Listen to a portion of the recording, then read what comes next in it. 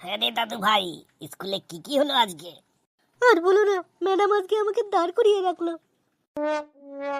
উমা, তা কি করেছিস তুই?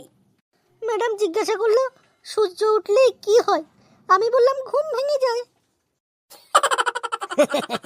তো ম্যাডাম তো ভেবেছিল আলো হয়, আর তুই ঘুম ঘরে উত্তর দিলি। জানো দাদু, আরো বললাম সূর্য উঠলেই স্কুল শুরু হয়, তাই আমি চাই সূর্য উঠবেই না। তুই তো দেখি বিজ্ঞানের বইয়ের বদলে ঘুমের বই পড়িস। না দাদু, আমি আসলে স্কুলে যাই পিটি ক্লাসের জন্য। তোর ক্লাসে কি রোজই পিটি হয়? না, কিন্তু আমি রোজই পিটি পিটি করে পালিয়ে যাই। তাহলে তো তোর স্কুলের নাম হওয়া উচিত পটলা পালানো বিদ্যালয়। আর তোমার স্কুলের নাম কি ছিল? আমার সময় স্কুলে একটাই ক্লাস ছিল, যা বলবো তাই শিখবি ক্লাস।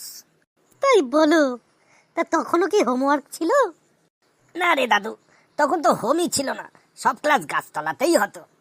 তাহলে তো কাক ডাকতো আর কলা খেতা, আর টিচার ছিল আর সিলেবাস ছিল। ঠিক ধরেছিস দাদু ভাই।